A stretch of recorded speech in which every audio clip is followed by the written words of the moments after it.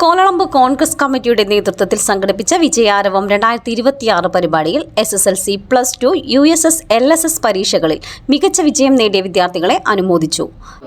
നിങ്ങൾ നാളെ ഒരുപാട് അവാർഡുകളൊക്കെ ഏറ്റുവാങ്ങും.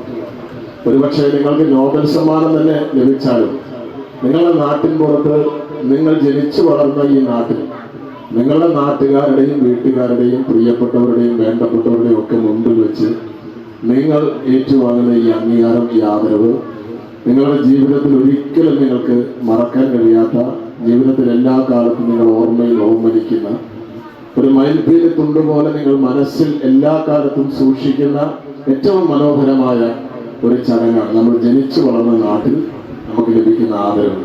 തവനൂർ MLA VS ജോയ് പരിപാടി ഉദ്ഘാടനം ചെയ്തു.